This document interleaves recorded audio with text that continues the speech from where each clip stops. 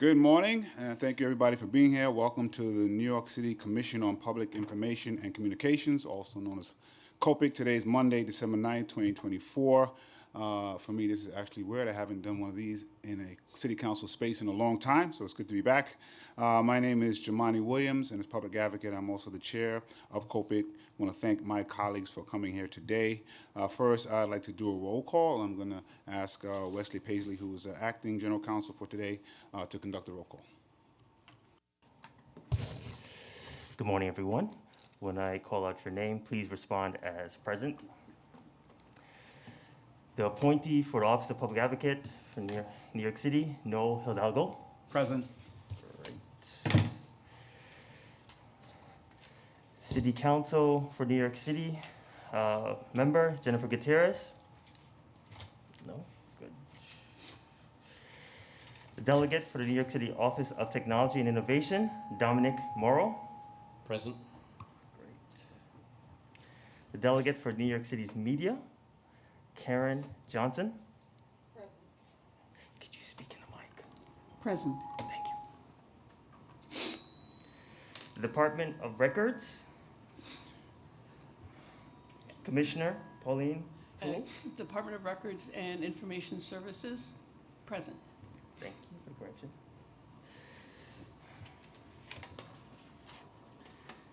New York City Director of Operations, Daniel Steinberg.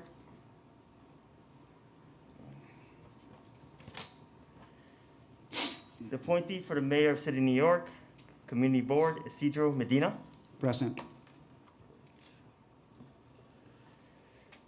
The appointee for the Mayor of City, New York is a vacant for News Media. Delegate for the Law Department, Corporate Counsel Office, Jack Hopper. That's me. Great. We have quorum, Chair. Thank you very much. Again, peace and blessings to everyone. I'm grateful to have you all here to be able to take a few steps forward using this tool of city government, this resource for New Yorkers. First, I want to thank Speaker Adrian Adams for allowing us to host our first public meeting here at the City Council.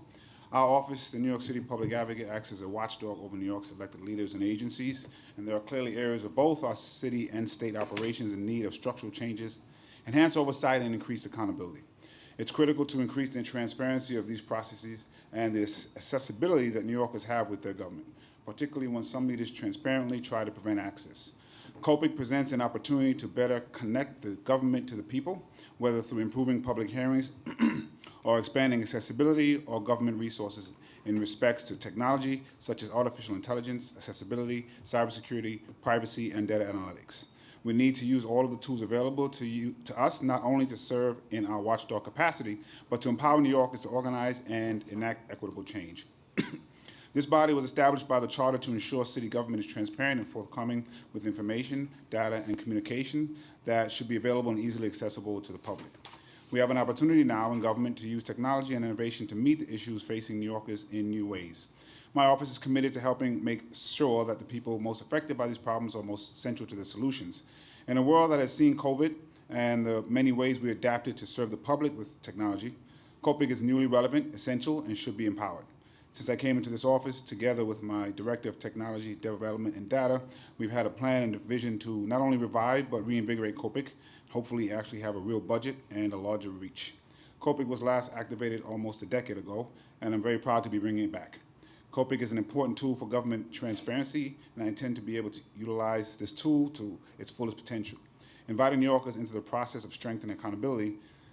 Moving forward with an executive director, we can undertake the important work of the commission, such as reviewing city information policies for improvement and enforcement, educating the public and the availability and potential usefulness of city-produced or maintained information, and assisting the public in obtaining access to such information, and making recommendations concerning the application of new communications technology to improve public access to city-produced or maintained information.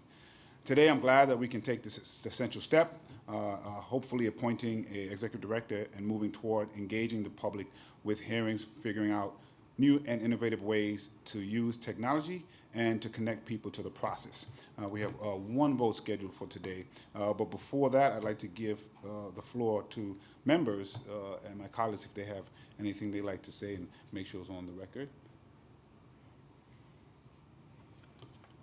Well, if it's okay, I'll start. Can you state your name? Oh, my name is Pauline Toole. I am the Commissioner of the Department of Records and Information Services. This commission was set up as part of the charter revision in 1989. That was a time when there really wasn't a functional internet. Very few people in government were working off of computers, much less laptops. There was no social media. Sort of the technology we have today that we all rely on didn't exist then. And so the reason that this commission was established was to sort of close some of those gaps. And I think that the purpose that existed then, a lot of the technology has resolved a lot of those issues. The one area where I think everyone agrees that the commission could be helpful is in just sort of the letting New Yorkers know what is there and increasing sort of access to governmental content at agencies. I know when it was started, I looked at the data dictionary that was published, the first and only data dictionary, and Doris, my agency, had one entry, which was a database of content maintained by our records division. And looking at what we have now, it's so different, right? We've embarked on an initiative that has 27 agencies participating in managing governmental records, with millions of records under management already. We have several data sets online in the Open Data Portal, which are very heavily used, including historical vital records, of which there are 10 million. We have on our government publications portal 49,683 publications from New York City government. And bear in mind, when that first data dictionary was issued, there wasn't even a library catalog that was digitized. And we do have our library catalog with, tens of thousands of items available in digital format and WorldCat, so it's available around the world. And Open Records, which is the city's Freedom of Information Law portal, people can go online and search for information and have agencies respond to them. That was inconceivable when this commission was formed. We recently posted our street co-naming map, where you can interactively see any street name that the council passed as legislation from 2001 to the present. And that data set will go up on open data. So I'm saying this recitation not because I think Doris has done a great job, which we have, but because the then and the now are so different, and I would like the conversation today to include sort of ideas about where we might go, and if there is, when we schedule the public hearing, what questions we might ask the public to respond to tell us what they want, as opposed to us sort of saying, well, here's what we're going to give you. So those are my comments. Thank you. Thank you. Any other members want to make any comments? Great, thank you kindly. My name is Dominic Amaro. I'm a senior counsel for the Office of Technology and Innovation, or OTI. OTI was created in 2022 under Executive Order 3 to combine the city's existing technology offices under the leadership of Chief Technology Officer Matthew Frazier. A key function of OTI is the stewardship of the city's open data law. We maintain the city's open data portal, the repository of over 3,000 agency data sets. While we publish an annual progress report and compliance plan, the work of identifying and publishing open data is a year-round effort supported by open data coordinators at each agency. In addition to making the data available, we have been creating pathways for New Yorkers to learn how to use open data, provide their feedback, and start conversations with fellow data users. For example, a Train the Trainer Open Data Ambassadors program with BetaNYC has reached approximately 1,000 New Yorkers over 24 classes, some in partnership with City Council. We also have open data staff available via a public help desk and Open Data Week, an annual festival of community-driven events in celebration of the anniversary of the Open Data Law. OTI looks forward to working with fellow COPIC members to enhance and amplify our work to promote and support the city's public-facing data infrastructure. Thank you. Thank you. I just want to make a note that we've been joined by New York City Director of Operations, Daniel Steinberg. We are, Mr. Steinberg, people who would like to make a statement before we move to the vote, just on any thoughts they have on COPIC, we're doing so now. Thank you. You can turn the button.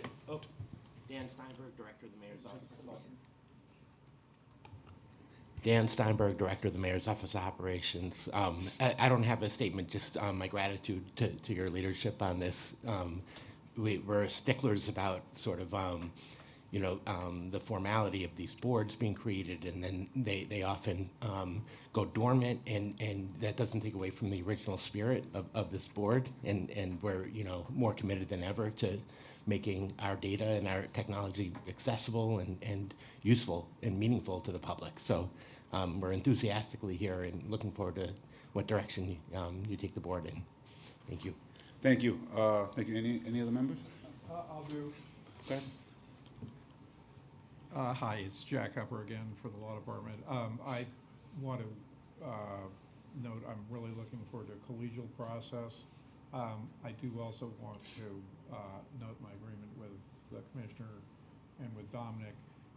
I do think that things are very different now than they were in 1989. I think that one of those major things is open data. I look forward to a... So I just want to make sure, is he being captured? Sure. To repeat, I'm looking forward to a collegial process. I definitely agree with Commissioner Toole that things are a little different now than they were in 1989, and with Dominic, notably that open data is very important. I'm looking forward to a productive commission. We can't try to boil the ocean, so I'm looking forward to being as targeted as we can. Thank you, Mr. Chair. Thank you. I like that. Boil the ocean. I'm going to use that. Okay. Thank you. Thank you so much, Chair. Once again, my name is Isidro Medina. Really happy to be here, Chair. I really believe that open data is really important for our communities, especially communities of color that have often been neglected. So I'm looking forward to making sure that this commission stays open and accessible to everyone, and looking forward to working with everyone here. Thank you so much. Thank you. Anyone else? I'd like to jump in. I remember, my name is Noel Hidalgo. I'm the PA's representative, appointed representative, also the executive director of BetaNYC. I remember being in this room, my first time being in this room is when I was working for the state Senate, and we relaunched nysenate.gov, and we had taken essentially a content management system that was providing unequal access between Republicans and Democrats. And we made a level platform. We created one centralized website that ensured that every state senator had the same tools and resources, and that every constituent had the same tools and resources to understand what was coming from their state senator. We subsequently also redid our open legislative database here, launched it from this particular room.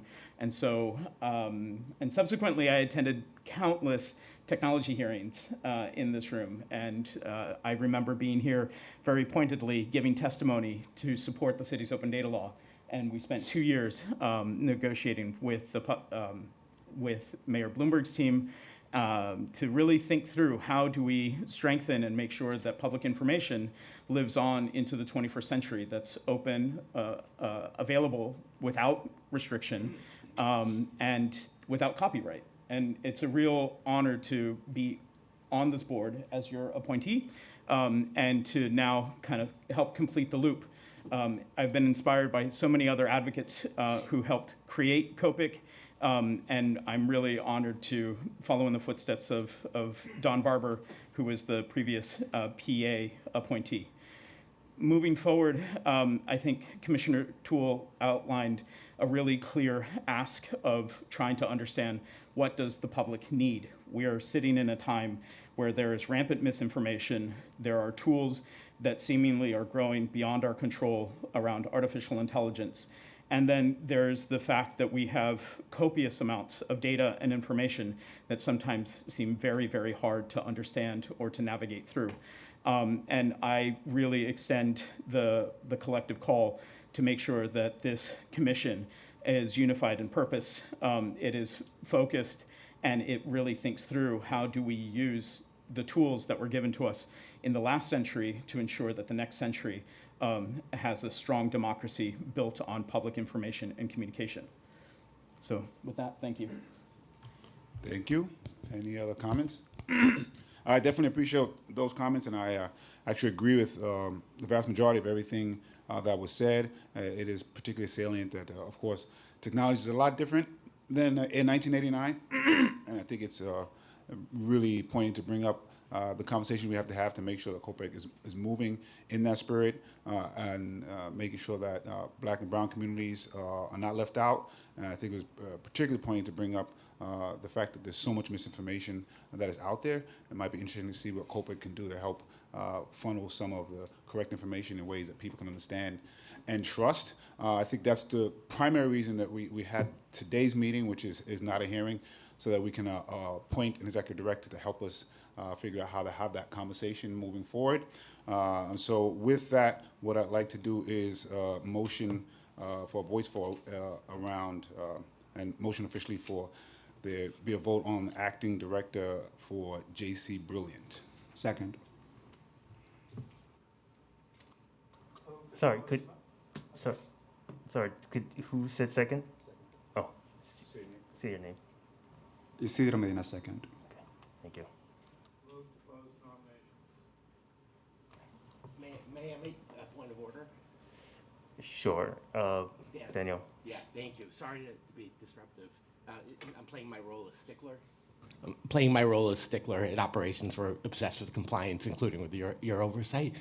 I just wanted to make sure, and I promised my general counsel I would relay this question. Do we have existing bylaws or corporate rules that govern the board that we should be abiding by? And sorry if I missed that up top. I'm very sorry to be late. Hi, it's Jack Hupper from the Law Department.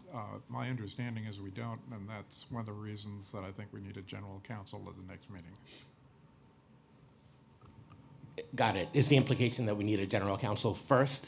No, got it. No, we don't need a general counsel Well- for that. Well, right, But- but the general counsel could certainly help us in writing the bylaws, no? Yes. Yes. So 100% agree. We we'll have a vote for general counsel hopefully at the next meeting because I do think that's an important role. As folks know, this is no budget for COPIC, and so I'm thankful that people have come forward to try to see if they can volunteer in some of these roles. And we thought it was good to just appoint an executive director if folks agreed to help navigate how we do some of that stuff moving forward. There was somebody motion to close the nomination? Okay, so do we need to second that? I'll second closing.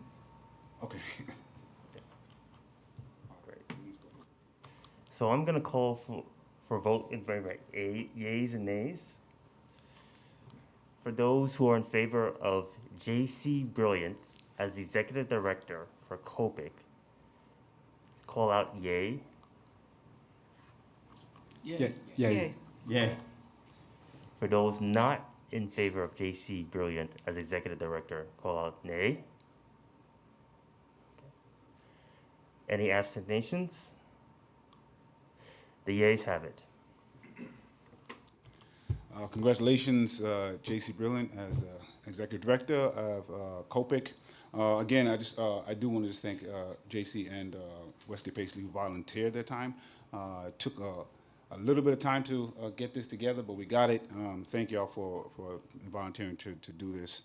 And I want to announce that we are planning to have a separate meeting in the near future And in that, we plan to vote for a corporate counsel position and potentially discuss what a hearing would look like in spring.